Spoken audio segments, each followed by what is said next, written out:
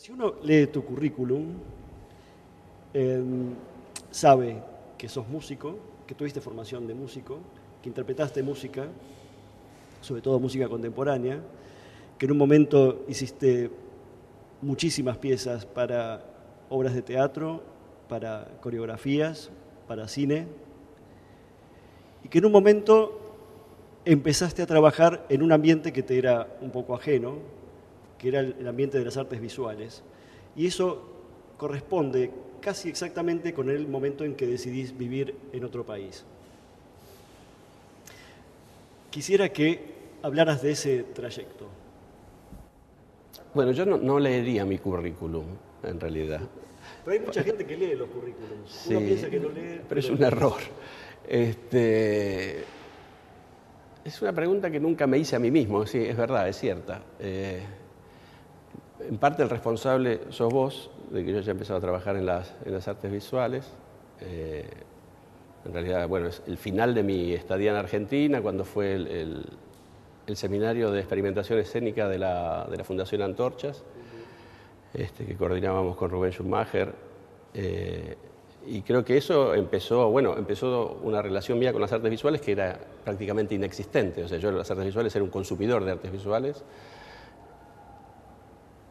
no demasiado profundo, y bueno, ese taller y la presencia de los artistas visuales en el marco de ese taller fue importante.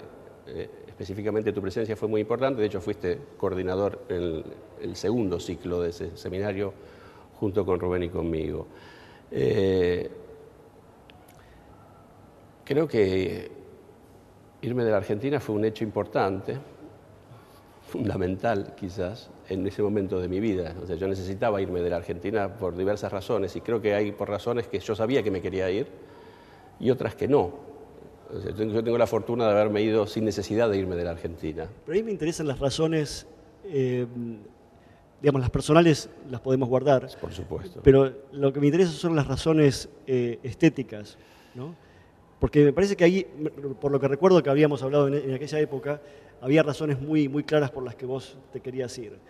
En parte estaban relacionados con la producción de obras para teatro, para coreografías, para cine. Uh-huh. Y de alguna manera creo que es tu viaje al exterior tiene que ver con querer cambiar algo en esa actitud. Yo estaba atrapado sin salida en Buenos Aires, en todo sentido, y esto incluye, es muy difícil separar para mí, ¿no?, la estética de mí, de mi vida en realidad, y estaba atrapado sin salida. O sea, yo me fui de la Argentina por falta de adaptación, yo no me podía adaptar más a Buenos Aires, encontraba que no podía más, y mi incomodidad era mayúscula. Y a partir de ahí creo que empieza el camino a esta situación. El haberme ido me liberó a mí de una cantidad de cosas y de ataduras, y me dio una ventaja inmensa, y es que nadie me conocía. Nadie había leído mi currículum y nadie conocía mi currículum. En Argentina mi currículum era, digamos, relativamente conocido en determinados medios sin necesidad de leerlo. Cuando yo llego a Europa no existo de alguna manera, y este no existir es liberador en muchos sentidos. Es liberador y te puede atrapar si seguís sin existir. O sea, yo recuerdo siempre una frase de Alberto Segado, viejo actor argentino, cuando yo me estaba por ir me dijo que él había vivido mucho tiempo exiliado en Francia, y él decidió volver, un día decidió volver, porque se levantó una mañana y estaba ordenando su casa, escuchando la radio, y había como una cantidad de problemas políticos en Francia en ese momento, era una época muy movida, y él se dio cuenta que no tenía nadie a quien insultar, ni podía gritar, ni podía salir a protestar porque no era francés, no podía rebelarse contra eso. Entonces inmediatamente decidió hacer su valija y volver a la Argentina. Esa fue su manera de regresar. Entonces, por un lado es liberador y por otro lado te puede atrapar si vos te mantenés totalmente en esa especie de limbo de no existir. Y mi primer periodo europeo, digamos, fue de no existir, por decisión. Me encargué de no existir. Decidí durante muchos años no trabajar dentro de Berlín y lo cumplí. Trabajamos mucho, incluso juntos fuera de Alemania, en diferentes países. Nunca volví a trabajar en la Argentina. Y Berlín era un lugar en el que yo vivía anónimamente, muy contento, muy relajado. Y para trabajar me iba a otra parte. Normalmente a otro país, o a lo sumo, como máximo, a otra ciudad. toda esa no existencia, todo ese no existir, el no sufrir determinado tipo de presiones me fue fortaleciendo, me fue permitiendo desarrollar una nueva estética para mí también. Y esto fue el camino que me fue llevando a ese lugar. El lugar igual es coherente. Yo empecé como compositor, en realidad empecé como instrumentista, años y años de tocar la percusión en la música contemporánea y por trabajo en el Colón, en esas orquestas, muchos años. Y después empecé a escribir, y cuando empecé a escribir me di cuenta que la música contemporánea estaba tan lejos de la gente que no me interesaba. Esto fue lo que me pasó con la música, era como una situación de disociación. En 10 años de música contemporánea conocí a todo el público de la música contemporánea, nos saludábamos con el público, éramos siempre los mismos, los que tocábamos y los que nos miraban. Y posteriormente de eso empecé a componer, vino el teatro, vino la danza, esto me dio un nuevo rubro en el que expresarme y en un lugar donde empecé a colocar la música en escena, porque no era solo musicalizar una cosa, mi música empezó a subirse al escenario, por objetos, por cuestiones, por lo que fuera, porque yo no soportaba tampoco el musicalizar, no creo en esto, no creo en que haya una música que viene del cielo. Y este camino se fue acrecentando, dirigí un par de obras de teatro porque necesitaba empezar a poner en 3 dimensiones también lo que me sucedía con estas cuestiones. Y creo que ese fue el camino que finalmente llegó a este lugar. Además los cambios son muchos, vos trabajás cuando trabajás en el teatro, en el cine, en la danza, trabajas con muchísima gente. Trabajas con los intérpretes, trabajas con el director, el iluminador, el director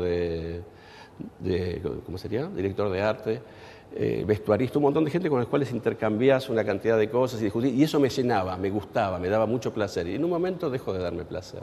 En un momento necesitaba poder reflexionar sobre mis cosas, poder estar un poco más cerrado y centrado en mi propio trabajo.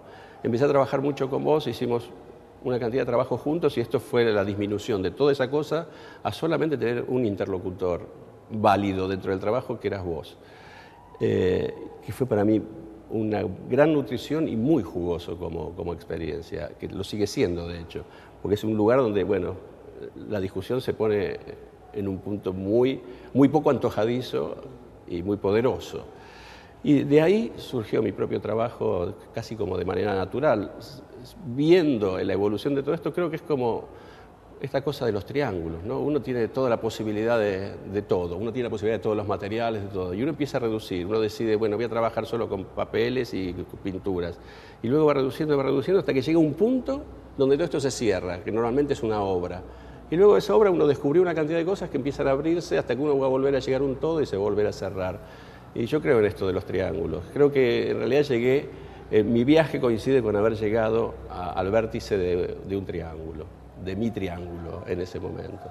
Me llevó 40 y pico de años. Es un gran triángulo. Es poco. Lo que me llama la atención de la instalación Nocturno es el acento que está puesto sobre lo visual, ¿no? Vos hablaste sobre esto ahora. Y cuando, reflexionando acerca de tu instalación y recordando algunas cosas que me contabas, yo pensaba si esta formación visual no estaba ya presente en algunas interpretaciones que hiciste, por ejemplo, de Kägel, ¿no? Donde el músico tiene una tarea performativa, visual, muy importante. Eso también es cierto y me olvidé, pero es verdad. Yo vengo de una época donde el teatro musical hizo como una especie de explosión y los conciertos eran performáticos. O sea, hay algo que a mí me molestó siempre de la música, hoy me sigue molestando de la música de concierto. Cuando me refiero a conciertos hablo de las orquestas, la música clásica. Me aburro. Yo soy una persona que amo la música, de verdad la amo, la disfruto. Yo voy a un concierto y normalmente me aburro porque veo que el violinista cuando no toca se arregla el pelo, o el otro se arregla la media como delicadamente. Algunos llegan a charlar y cuando uno trabaja en la orquesta sabe que la mayoría lee mientras no tiene que tocar. O sea, lee un libro, una revista, alguna cosa porno, y se la cuenta al otro. Y hay como toda una historia que sucede en la orquesta porque la orquesta carece de ficción. Los músicos de orquesta no tienen noción de la ficción. Los músicos de la música popular, por ejemplo, cualquier recital de música popular, aunque la música sea mala, es un evento ficcional maravilloso, porque cualquiera que toca música popular, en especial el rock and roll, juega un rol, juega un papel. Todos hacen un papel. Podés mirar cualquier grupo de la historia del rock. Entonces el hecho es un hecho ficcional, atractivísimo en sí mismo. Ya no hablo de los últimos conciertos o recitales donde hay video. Sí. Pensemos en los viejísimos conciertos, donde el hecho sí era un evento ficcional, era un show, por eso era un show. No era solamente un recital o un concierto, era un show. Ahora ya son impresionantes, claro, ahora son impresionantes, pero el recorrido de cualquier manera es ese. Los músicos de la música popular siempre supieron que estaban jugando un rol. Esto de jugar el rol tiene que ver con la palabra inglesa play, en lugar de tocar.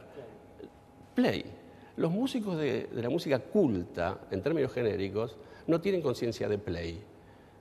Tienen la conciencia de traducir una grafía simbólica, que es la partitura, en un hecho difuso y efímero que es la música, que se acaba en el momento que la tocaste. Tocaste una nota y desapareció. Tocaste la próxima y volvió a desaparecer.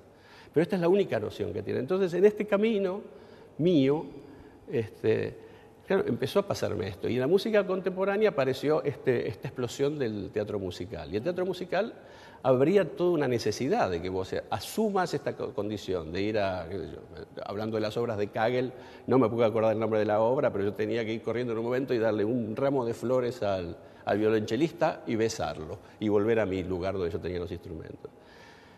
Y estas son cosas que uno empieza a hacer con cierta naturalidad, que yo creo que como actor soy pésimo y no sé si me hubiera animado a actuar nunca, pero en esas situaciones, además uno encubierto por la música de alguna manera, hay como algo que te protege, porque la música sigue estando, a pesar de que te tengas que parar e ir, esto es posible. Y yo creo que siempre me pasó esto, para mí la música es un objeto, siempre fue un objeto. Siempre desde que conocí a Carmelo Zaita, que fue mi maestro, descubrí que la música era un objeto, es objetual, no es esta cosa solamente efímera y que desaparece en el momento en que suena, sino que hay algo más que esto. Entonces, por esto creo que tiene que ver con eso y tiene que ver con el teatro y haber puesto cosas arriba del escenario en el teatro y termina en este proceso por ahí de empezar a hacer estos objetos. Y aparte de una cosa estética, quiero decir, yo no podría realmente, y vos lo sabés, no podría ver algo que no me gusta. Entonces, si yo tengo la necesidad de hacer esa obra, yo no estoy diciendo que la obra esté buena o mala, solo estoy diciendo, a mí este objeto me gusta y puedo mostrarlo, si no, no sería capaz de mostrarlo, no podría verlo yo, en realidad. Si yo veo algo que no me gusta, no me gusta. Lo escondo, bajo la alfombra.